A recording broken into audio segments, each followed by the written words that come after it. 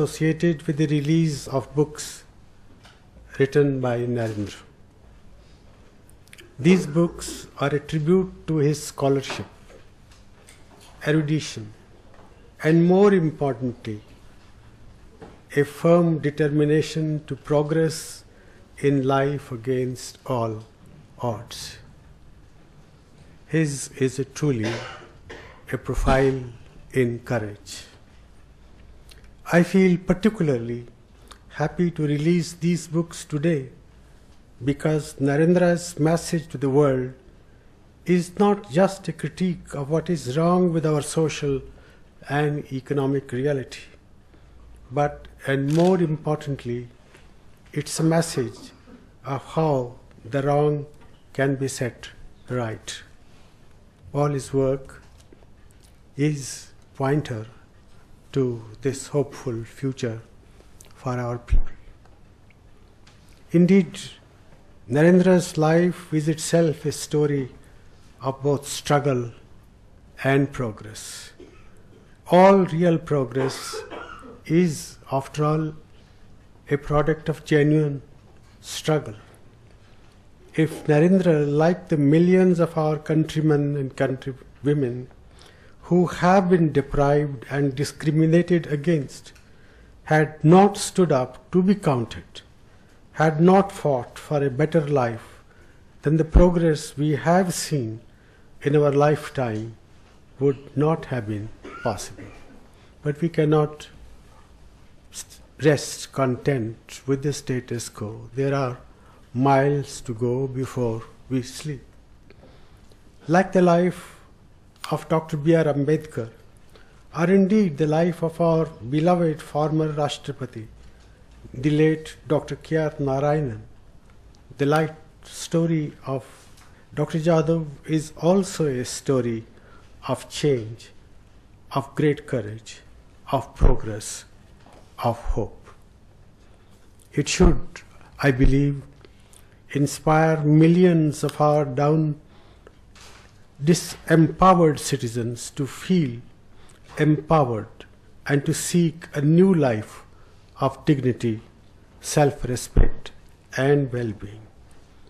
Our government is deeply and firmly committed to the empowerment and progress of the scheduled castes, the scheduled tribes, other backward classes, the minorities, and women. Our political platform is a platform of progress through empowerment. In releasing these books today, I wish to participate in the celebration of the hope that Narendra's life symbolizes. It has important lessons for shaping the India of our dreams. Because it is the hope of a better tomorrow that makes life worth living, especially for those who have had a difficult past and little to rejoice in even in the present. What I find stimulating about the writings of Narendra is the fact that the optimism about the future that he has imbibed from his own life and the life of his father has shaped his thinking about our country and about our economy.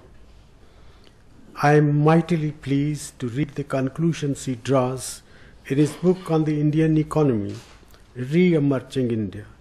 Indeed, the story of India is best captured by that phrase. Normally, economists refer to what are called emerging markets.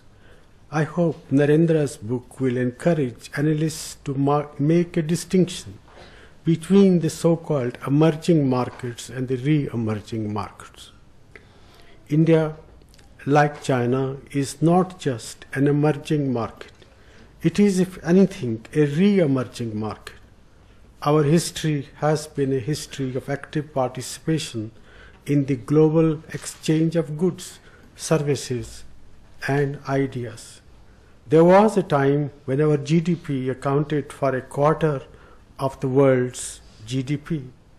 India is presently engaged in the process of recovering its lost space in the global economy to re-emerge as another engine of global economic growth. For this process to be speeded up, we have to pay greater attention to questions of equity and social justice, just as we continue to pay attention to issues of modernization and liberalization and debureaucratization of our economy. I have often spoken about the need to walk on two legs in a complex polity like ours. We must pursue policies that address the cry for equity and social justice, and at the same time pursue policies that meet the demands of efficiency and enterprise. And this we must do within the framework of a plural democracy. This is not an easy task. Few countries in the world have attempted it. Fewer have succeeded. Indeed, no country as large as ours has ever done so. But this, I believe, is the only way we can move ahead. What I find most satisfying in the work of Narendra is the fact that he mirrors this vision of fighting discrimination along with pursuing modernization. In our country, there are some who focus all their attention on only one side of the coin of our reality. If all our energies are invested in rewriting the past, when will we write the story of our future? The two have to go together. We must rid our society of the social evils that have held us back, but we must also build a new India that is capable of dealing with the world in a self-confident manner. I believe this is the central message of the combined works of Narendra.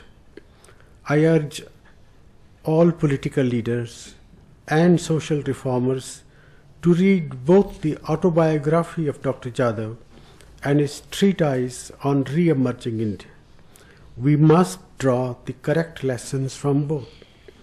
Narendra's autobiography must shape our social and political vision. It must shape our educational policy. His book on the Indian economy must shape our thinking on economic policy. Ladies and gentlemen, let me say in conclusion that when I reflect on Narendra's worldview, I am indeed reminded of the worldview of Dr. B.R. Ambedkar. Dr. Ambedkar also combined himself the radical vision of a social reformer, indeed a social revolutionary, and the forward-looking vision of an economic and political modernist. The Indian Constitution was shaped simultaneously by both sets of visions. It encapsulates a commitment to social reform and an equal commitment to political and economic modernization. I sincerely hope the success of these books will inspire